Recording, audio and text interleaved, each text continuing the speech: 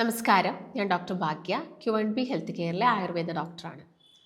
60 വയസ്സ് കഴിഞ്ഞ ആളുകൾ കോമൺ ആയിട്ട് പറയുന്ന ഒരു ബുദ്ധിമുട്ടാണ് മുട്ടുവേദന അല്ലെങ്കിൽ മറ്റേതെങ്കിലും ജോയിൻസിൽ ഉണ്ടാകുന്ന വേദന. എന്നാൽ 60 വയസ്സ് കഴിഞ്ഞ ആളുകളിൽ മാത്രമാണോ നമ്മൾ ഈ വേദന കാണുന്നത്?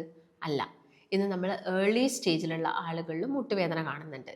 സ്റ്റെപ്പ് കയറാൻ ബുദ്ധിമുട്ട്, കുറച്ച് ദൂരം നടക്കാനൊന്നും ബുദ്ധിമുട്ട്, കാല് മടക്കാനും നിവർത്താനും ഒക്കെ ഉള്ള പ്രയാസങ്ങൾ നമ്മൾ ഒരുപാട് പേഷ്യൻസിൻ്റെ അടുത്ത് കേൾക്കുന്ന കോമൺ ആയിട്ടുള്ള കുറച്ച് സിംറ്റംസ് ആണ്. അപ്പോൾ മുട്ടുവേദന എന്ന് പറയുന്നത് യങ് ഏജിലുള്ള ആളുകളിലും കണ്ടുവരുന്നുണ്ട്. അപ്പോൾ നമ്മുടെ കോസുകൾ ചിലപ്പോൾ വ്യത്യസ്തമായിരിക്കാം, കാരണങ്ങൾ പലതും ആയിരിക്കാം. ഇപ്പോൾ പ്രായം എത്തിക്കഴിയുന്ന സമയത്ത് അല്ലെങ്കിൽ ഏജിങ് എന്ന് പറഞ്ഞൊരു സ്റ്റേജ് ആവുന്ന സമയത്ത് നമുക്കറിയാം നമ്മുടെ മുട്ടിന് ചുറ്റും കവർ ചെയ്തിരിക്കുന്ന കാർട്ടിലേജ് ഉണ്ട്. ഈ കാർട്ടിലേജിന് തേയ്മാനം സംഭവിക്കുകയും അതിൻ്റെ ഭാഗമായിട്ട് ജോയിൻറ്റുകൾ പരസ്പരം ഒരയുകയും ഇതിൻ്റെ ഭാഗമായിട്ട് മുട്ടുവേദന വരാനുള്ള അല്ലെങ്കിൽ ഒരു ഡീജനറേറ്റീവ് കോസസിൻ്റെ ഭാഗമായിട്ട് നമുക്ക് മുട്ടുവേദന വരാനുള്ള ചാൻസസ് വളരെയധികം കൂടുതലാണ്. എന്നാൽ അല്ലാതെ തന്നെ ഒരുപാട് കാരണങ്ങളുണ്ട്. ഇപ്പം വെയർ ആൻഡ് ടയർ എന്ന് പറയുന്ന കണ്ടീഷൻ മറ്റൊന്നാണ്. ഇപ്പം അത് കൂടുതൽ നമ്മളൊരു ഏജ് എത്തുന്ന സമയത്ത്, അതുപോലെ തന്നെ നമ്മുടെ റിപ്പീറ്റേറ്റീവ് യൂസ് എന്ന് പറയാം, അല്ലെങ്കിൽ നമ്മൾ ഡെയിലി ഇപ്പം നന്നായിട്ട് വർക്ക് ചെയ്യുന്ന വ്യക്തികൾ, അതായത് നമുക്ക് റെസ്റ്റ് ഇല്ലാതെ നമ്മൾ നടക്കുക അല്ലെങ്കിൽ മറ്റെന്തെങ്കിലും കാര്യങ്ങൾ ചെയ്യുക, എപ്പോഴും നമുക്ക് മൂവ്മെൻറ്റ്സ് തന്നെയാണ് നമ്മുടെ ജോലിയുടെ ഭാഗമെങ്കിൽ, അത്യാവശ്യം നമ്മൾ വെയിറ്റ് എടുത്തിട്ടുള്ള ജോലികളൊക്കെയാണ് ചെയ്യുന്നതെങ്കിൽ നമ്മുടെ മുട്ടിന് ആ ഒരു ഡീജനറേഷൻ നേരത്തെ ഒരു ഏർലി ഏജിൽ തന്നെ വരാനുള്ള ചാൻസസ് വളരെയധികം കൂടുതലാണ്. അതുപോലെ തന്നെയാണ് നമ്മുടെ മുട്ടിന് വരുന്ന ഇഞ്ചുറീസ്, പല മുറിവുകളും കാര്യങ്ങളൊക്കെ. അപ്പോൾ മുറിവുകളൊക്കെ പറ്റി കഴിഞ്ഞാൽ നമ്മുടെ മുട്ടിനെ കവർ ചെയ്തുകൊണ്ട് ബേഴ്സകളുണ്ട്. ഇപ്പോൾ ബേഴ്സൈറ്റിസ് പോലുള്ള കണ്ടീഷൻസ് അല്ലെങ്കിൽ ടെൻഡോൺ ഉണ്ട്. അപ്പോൾ നമ്മൾ മുട്ടിനെ എടുത്ത് നോക്കുന്ന സമയത്ത് മുട്ടിനകത്ത് നമുക്ക് ടെൻഡോൺസ് കാണാം. അതെന്ന് പറയുന്നത് ഒരു കോംപ്ലക്സ് ജോയിൻ്റ് ആണ്. ഈ മുട്ട് എന്ന് പറയുന്നത് നമ്മുടെ തൈസിൽ വരുന്ന ഒരു ജോയിൻറ്റും അതുപോലെ തന്നെ നമ്മുടെ മുട്ടിന് താഴോട്ട് വരുന്ന ഭാഗങ്ങളിലെ ഒരു ജോയിൻറ്റും പറ്റല്ല, അതായത് നമ്മുടെ നീ ക്യാപ്പ്, അതായത് മുട്ടിനെ കവർ ചെയ്തിരിക്കുന്ന നമ്മൾ ചിരട്ടാന്നൊക്കെ പറയും, ഈ ഒരു പെറ്റല്ല എല്ലാം കൂടി വരുന്നതാണ് നീ ജോയിൻ്റ് എന്ന് പറയുന്നത്. അപ്പം ഫീമർ എന്ന് പറഞ്ഞൊരു ബോൺ ഉണ്ട് അവിടെ, അതുപോലെ തന്നെ ടിബിയ വരുന്നുണ്ട്, അതുപോലെ തന്നെ പെറ്റല്ല വരുന്നുണ്ട്, പിന്നെ ലിഗമെൻറ്റ്സ് ഉണ്ടായിരിക്കും, ടെൻഡോൺസ് ഉണ്ടായിരിക്കും, കാർട്ടിലേജസ് ഉണ്ടായിരിക്കും, ബെർസ ഉണ്ട്, സൈനോവിയൽ ഫ്ലൂയിഡ് ഉണ്ട്. ഇതെല്ലാം തന്നെ നമ്മുടെ നീ ജോയിൻറ്റിലാണുള്ളത്. അപ്പോൾ ഇതിന് ഏതിനെങ്കിലും ഒരു തകരാറ് സംഭവിക്കുകയോ അല്ലെങ്കിൽ അവിടെ ഒരു ഇൻഫ്ലമേഷൻ ഉണ്ടാവുകയോ ചെയ്തു കഴിഞ്ഞാൽ അത് അവരിൽ മുട്ടുവേദന ഉണ്ടാക്കാനുള്ള ചാൻസസ് വളരെയധികം കൂടുതലാണ്. അതാണ് ടെൻഡനൈറ്റീസ്. നമ്മുടെ ടെൻഡോൺസിന് എന്തെങ്കിലും പറ്റിക്കഴിഞ്ഞാൽ അല്ലെങ്കിൽ ഇഞ്ചുറീസ് പറ്റിക്കഴിഞ്ഞാൽ, ടെൻഡോൺ ഇഞ്ചുറീസ് അല്ലെങ്കിൽ ലിഗമെൻറ്റ് ഇഞ്ചുറീസ് ഒക്കെ പറ്റിക്കഴിഞ്ഞാൽ നല്ല രീതിയിലുള്ള വേദന വരാനുള്ള ചാൻസസ് വളരെയധികം കൂടുതലാണ്. അപ്പോൾ പല കാരണങ്ങളുണ്ട്. പിന്നെ അതുപോലെ തന്നെ വളരെ ഇമ്പോർട്ടൻ്റ് ആയിട്ടുള്ളൊരു കാരണമാണ് വിറ്റാമിൻ ഡിയും കാൽഷ്യവും കുറഞ്ഞു കഴിഞ്ഞാൽ. നമുക്കറിയുന്നൊരു കാര്യമാണ്, വിറ്റാമിൻ ഡിയും കാൽഷ്യവും നമ്മുടെ ബോണിനാണെങ്കിലും നമ്മുടെ പല്ലിനാണെങ്കിലും ഒക്കെ അത്യാവശ്യമായിട്ടുള്ളൊരു വിറ്റാമിൻ ആണ്. അതുപോലെ തന്നെയാണ് കാൽഷ്യം. ഈ കാൽഷ്യത്തിനെ അബ്സോർബ് ചെയ്യാൻ വിറ്റാമിൻ ഡി വേണം. കാൽഷ്യത്തിനെ പോയിട്ട് ബോൺസിലും പല്ലിലൊക്കെ ഡെപ്പോസിറ്റ് ചെയ്യാനും വിറ്റാമിൻ ഡി അത്യാവശ്യമാണ്. അപ്പോൾ വിറ്റാമിൻ ഡി കുറഞ്ഞു കഴിഞ്ഞാലും യങ് ആയിട്ടുള്ള യുവാക്കളിലും നമ്മൾ കൂടുതലായിട്ട് എന്ത് കാണുന്നുണ്ട്? മുട്ടുവേദനയും മസിൽ പെയിനും മറ്റുള്ള ജോയിൻസിനൊക്കെ വേദനയൊക്കെ കാണുന്നുണ്ട്. അപ്പോൾ നമ്മൾ ഇതിന് ആദ്യം തന്നെ എന്ത് കാരണം കൊണ്ടാണ് ഇത് വരുന്നത് എന്ന് നോക്കണം. ഇപ്പോൾ ഏജിങ് എത്തിക്കഴിഞ്ഞു കഴിഞ്ഞാൽ നമ്മൾ ഒരുപാട് കാര്യങ്ങൾ ശ്രദ്ധിക്കേണ്ടതുണ്ട്. നമുക്ക് ഓവർ ആക്ടിവിറ്റീസ് ഒന്നും പിന്നെ പറ്റില്ല. നമ്മുടെ കാലുകൊണ്ടും അല്ലെങ്കിൽ നമ്മൾ കൂടുതലായിട്ട് നടക്കുന്നത് ഇപ്പോൾ കുറച്ചുകൊണ്ട് വരണം. അതുപോലെ തന്നെ സ്റ്റെപ്പ് കയറി ഇറങ്ങുന്ന ഒരു ജോലി, അത് ആളുകൾ വളരെയധികം ബുദ്ധിമുട്ടുണ്ടാക്കുന്ന ഒരു കണ്ടീഷനാണ്. അപ്പം നല്ല രീതിയിലുള്ള വേദന ഉണ്ടായിരിക്കും. ചിലപ്പോൾ അവർ കയറി ഇറങ്ങുന്ന സമയത്ത് അവർക്ക് വേദന ഉണ്ടാവില്ല.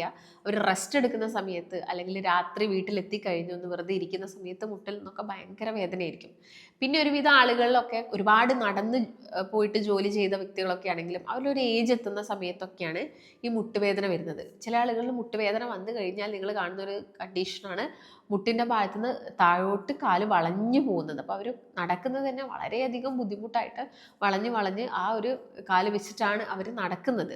അപ്പോൾ അത്രയും ബുദ്ധിമുട്ടുകൾ നമ്മുടെ ഒരു മുട്ടുവേദന ഒരു ആദ്യത്തെ സ്റ്റേജിൽ തന്നെ നിങ്ങൾക്ക് വരുമ്പോൾ പ്രോപ്പറായിട്ടുള്ള ട്രീറ്റ്മെൻറ്റ് എടുക്കുക. ഇല്ലെങ്കിൽ നിങ്ങൾക്കറിയാം, നിങ്ങളുടെ വീടുകളിലൊക്കെ പ്രായമായിട്ടുള്ള ആളുകളുടെ ഒരു അവസ്ഥ നിങ്ങൾ കണ്ടിട്ടുണ്ടായിരിക്കാം.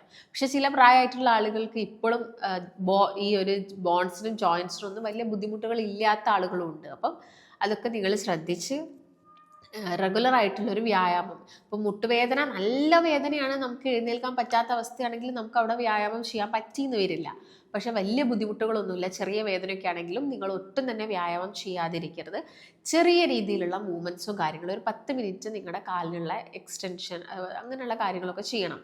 നമുക്ക് മുട്ടുവേദന വന്നു കഴിഞ്ഞാൽ ഈ കാല് നിവർത്താനും മടക്കാനും ഒക്കെ ആയിരിക്കാം ഭയങ്കര ബുദ്ധിമുട്ടുണ്ടായിരിക്കുക. ചില ആളുകൾക്ക് മുട്ടിൻ്റെ ഉള്ളിൽ നിന്ന് സൗണ്ട് കേൾക്കാം. നിങ്ങൾ നടന്നു പോകുന്ന സമയത്ത് കിടക്കിട എന്നുള്ള ഒരു സൗണ്ട് നമുക്ക് മുട്ടിനുള്ളിൽ നിന്ന് കേൾക്കാം. അപ്പം അങ്ങനെയുള്ള പല കാര്യങ്ങളുമാണ് പല ആളുകളിലും കാണിക്കുന്നത്. അപ്പം ഇങ്ങനെയുള്ളവർ എന്തൊക്കെ കാര്യങ്ങൾ ശ്രദ്ധിക്കണം? അപ്പം നമുക്ക് അല്ലാതെ തന്നെ നമ്മൾ കടയിൽ നിന്ന് ഒരു നീ ക്യാപ്പ് വാങ്ങിയിട്ട് മുട്ടിനൊരു ബലം കിട്ടാൻ വേണ്ടിയിട്ട് ഇടാറുണ്ട്. അപ്പം അത് പരമാവധി നിങ്ങൾ നടക്കുന്ന ഒരുപാട് സമയം നടക്കുക, അങ്ങനെയുള്ള എന്തെങ്കിലും ജോലികളിലൊക്കെ ഏർപ്പെടുന്നുണ്ടെങ്കിൽ നിങ്ങൾ ആ ഒരു നീ ക്യാപ്പ് വാങ്ങിയിട്ട് യൂസ് ചെയ്യാൻ വേണ്ടിയിട്ട് പ്രത്യേകം ശ്രദ്ധിക്കണം. പിന്നെ വിറ്റാമിൻ ഡി റിച്ച് ആയിട്ടുള്ള ഫുഡുകൾ ഉൾപ്പെടുത്തണം. വിറ്റാമിൻ ഡി റിച്ച് എന്ന് പറയുമ്പോൾ പ്രായത്തിൽ കഴിയുന്ന സമയത്ത് പലരും ചെയ്യുന്ന ഒരു പ്രശ്നമുണ്ട്. ഒരു 35 അല്ലെങ്കിൽ ഒരു 40 ഏജ് ഒക്കെ ആവുന്ന സമയത്ത് പലരും പല നോൺ വെജും സ്റ്റോപ്പ് ചെയ്യും. ഇപ്പം റെഡ് മീറ്റ് ആയിക്കോട്ടെ, അത് നിങ്ങൾ അധികം കഴിക്കേണ്ട ഒരു ആവശ്യകതയില്ല. പക്ഷെ നമുക്ക് ലീൻ മീറ്റും മുട്ടയും മത്സ്യങ്ങളൊക്കെ നിങ്ങളൊരു 35 ഇയേഴ്സ് ഒരു ഏജൊക്കെ ആകുന്ന സമയത്ത് നിങ്ങൾ നന്നായിട്ട് കഴിച്ച് തുടങ്ങണം. അത് സ്റ്റോപ്പ് ചെയ്യേണ്ട ഒരു സമയമല്ല അത്. അപ്പോൾ യുവാക്കൾക്ക് മാത്രം കഴിക്കുക, അല്ലെങ്കിൽ അധികം പ്രായമില്ലാത്തവർ മാത്രമാണ് ഇത് കഴിക്കേണ്ടത് എന്നൊന്നുമില്ല. ഒരു പ്രായം എത്തുന്ന സമയത്തും നമ്മൾ ഇങ്ങനെയുള്ള കാര്യങ്ങൾ കഴിച്ചിരിക്കണം. കാൽഷ്യം റിച്ച് ആയിട്ടുള്ള ഫുഡുകൾ മാക്സിമം എടുക്കാൻ വേണ്ടിയിട്ട് ശ്രദ്ധിക്കണം. അപ്പോൾ എള്ള്, നിലക്കടല, നട്ട്സുകൾ ഒക്കെ നിങ്ങളുടെ ഭക്ഷണത്തിൽ ഉൾപ്പെടുത്തുക. പാല് കുടിക്കുന്നത് നല്ലതാണ്. പിന്നെ കുറച്ച് ആളുകൾക്ക് ഒരു ഏജ് എത്തുന്ന സമയത്ത് പാലെടുക്കുമ്പം ചെറിയൊരു കഫത്തിൻ്റെ ബുദ്ധിമുട്ട് അവരിൽ കാണിക്കാറുണ്ട്. അപ്പം അത്തരം ആളുകളൊക്കെ ആണെങ്കിൽ ചെറിയൊരു അളവിൽ കുറച്ച് വെള്ളം കൂടി മിക്സ് ചെയ്തിട്ട് ഒരു ഈക്വൽ എമൗണ്ട് ആക്കിയിട്ട് എല്ലാ ദിവസവും എടുക്കുന്നുണ്ടെങ്കിലും ചെറിയ രീതിയിൽ നമ്മുടെ ബോഡിയിലോട്ട് എന്ത് ചെയ്യും, ഈ ഒരു വിറ്റാമിൻ ഡിയും കാൽഷ്യം ഒക്കെ കിട്ടും. അപ്പം നിങ്ങൾ ഈ രീതിയിലുള്ള ഫുഡുകൾ കഴിക്കണം. അതിൻ്റെ കൂടെ തന്നെ ചെറിയ വ്യായാമങ്ങളും കൂടി പ്രാക്ടീസ് ചെയ്യണം.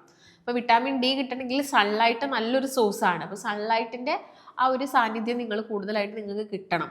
അപ്പോൾ അതിന് ഒരു 10 മണിക്ക് 2 മണിക്കുള്ള വെയിൽ കൊള്ളുക, കൈകാലുകളിൽ നന്നായിട്ട് കൊള്ളിക്കുക. അതുപോലെ തന്നെ ഞാൻ പറഞ്ഞ ഭക്ഷണങ്ങൾ കഴിക്കുക. കൂൺ നന്നായിട്ട് കഴിക്കുക. കൂൺ കിട്ടുന്നുണ്ടെങ്കിൽ കൂണൊക്കെ കഴിക്കുക. മഷ്റൂം കഴിക്കുക, വെള്ളക്കടല കഴിക്കുക. അതുപോലെ തന്നെ മുട്ട, എല്ലാ ദിവസവും ഒരു മുട്ട കഴിക്കുക. പ്രായത്തിൽ കഴിഞ്ഞാൽ കൊളസ്ട്രോൾ കൂടുമെന്ന് കരുതിയിട്ട് മുട്ട കഴിക്കുന്നതൊന്നും ഒഴിവാക്കരുത്. ഒരു മുട്ട നമുക്കൊരു ദിവസം കഴിക്കുക, അതുകൊണ്ട് വലിയ പ്രശ്നങ്ങളില്ല. സാലഡ്സും കൂടി ഉൾപ്പെടുത്തുന്ന സമയത്താണ് കുറച്ചും കൂടി നല്ലത്. പിന്നെ നമ്മൾ ഫ്രൂട്ട്സുകൾ, ആപ്പിള് എല്ലാം തന്നെ, ഡ്രാഗൺ ഫ്രൂട്ട്, കിവി, ഇതൊക്കെ നിങ്ങളുടെ ഭക്ഷണത്തിൽ ഉൾപ്പെടുത്താൻ വേണ്ടിയിട്ട് ശ്രദ്ധിക്കണം.